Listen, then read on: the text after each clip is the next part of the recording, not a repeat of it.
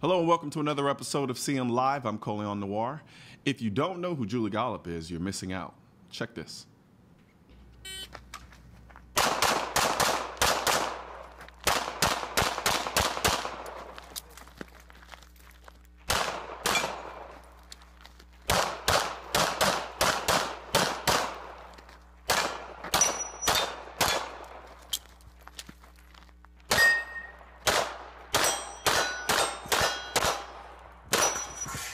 Bye.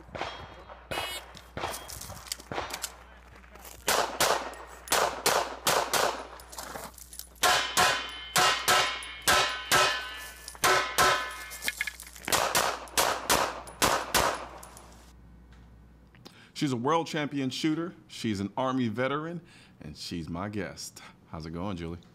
Good. How are you? I'm doing pretty good. So how's 2017 been treating you? It's been good. It's starting out to be a really busy year, as it always is, and all that good stuff. But it's turned out pretty good so far. Oh, good. Mine's been relatively decent for the most part. It is seemingly going pretty fast though. Yeah. We're already we're April now. I know. Last time we talked, we were talking about getting ready for SHOT Show, and now Yeah. NRA is right around the corner, Yep. and it's crazy. I mean, at this point, everything all the months just mashed together for me. I really don't know what month we are in at any given point. Yeah. You go by events. That's how I plan my years. Like, oh, what's going on right Pretty now? much. Yeah, no, it's the absolute truth. I do the same thing.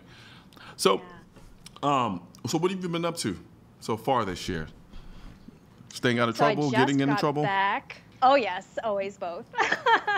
I just got back from the first ever practical shooting optics only nationals, Okay. which is pretty exciting because up until this point, we as a sport have combined iron sight divisions with optic divisions, but now we have 3 divisions that feature optics. We have, of course, open, which anything goes, pistol caliber carbine, and carry optics. Wait, So we're doing that was a pistol lot of fun. caliber carbines now? Oh, yes. Oh, wow. How was that? Have you actually shot Your eyes that? just went boom. I have not haven't? yet. I shot carry optics division, but it is definitely growing, and it looks like a ton of fun. Yeah, I could definitely say so. Now, is there like a barrel limit on the pistol carbine course, or is it? So I'm not sure exactly what the rules are, but USPSA, the governing body, wanted to make it as open for as many people with pistol caliber carbines as possible. So they basically left it open, wide open. You can have lasers on there. You can have basically whatever you have at home, and then just go out and play with it. So Really? it's a lot of fun. Yeah, Yeah. that sounds like a blast. Sounds like my right up my alley, to be honest. Yeah, absolutely. So recently, you shared a post on social media about how you calm your nerves. Tell us about that.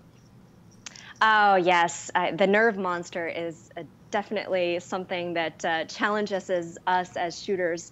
And experience is a great teacher, and it's one of the things that I've come to rely on. But it all comes down to a few simple steps that sound really easy in the moment, but to actually put them into play comes into quite a challenging thing at the time. But I think one of the biggest challenges in the competition world is dealing with that nervous pressure, because we all know we can shoot at a certain skill level, Yeah. but it's being able to put it on demand is the biggest challenge. Yeah, that's always been actually a big hurdle for me, is dealing with the nerves component when I'm in a situation where it's a testing of a skill set.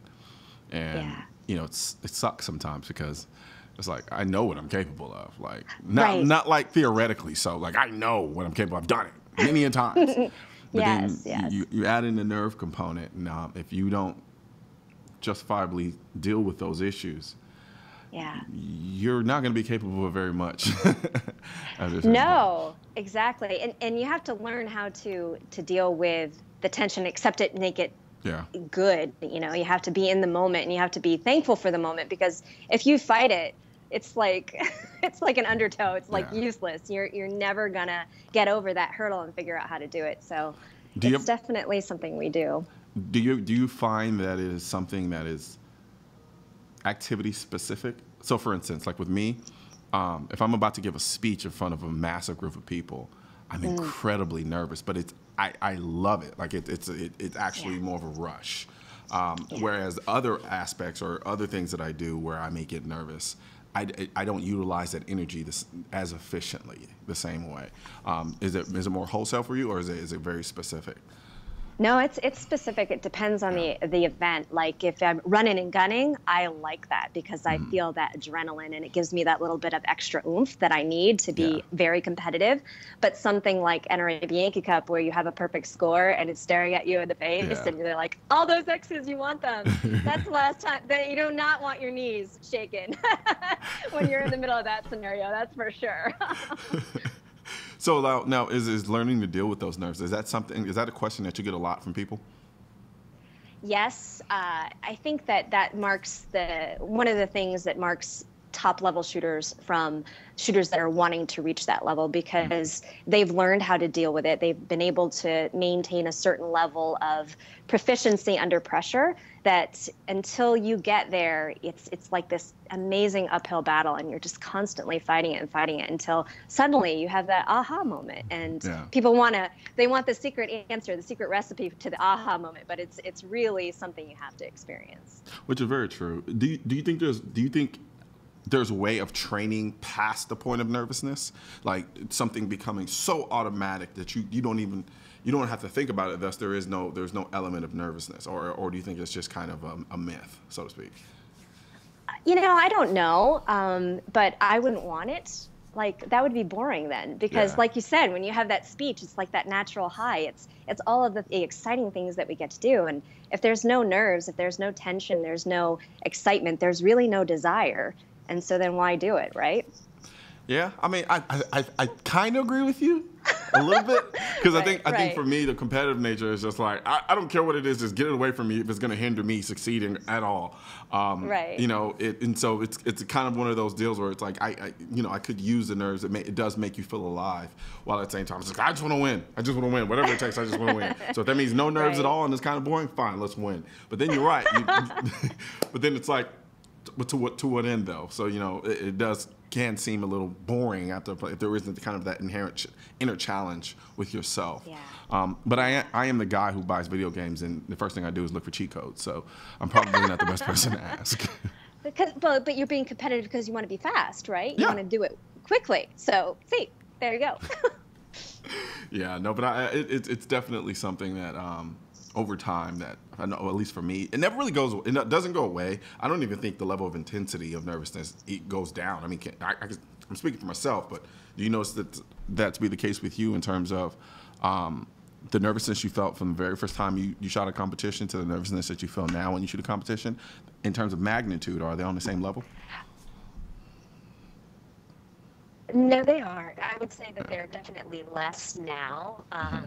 I think the difference is, like, if I'm going to major competition or nationals, I'll get those first stage jitters, and I'll feel it, or maybe last stage jitters because it's the end.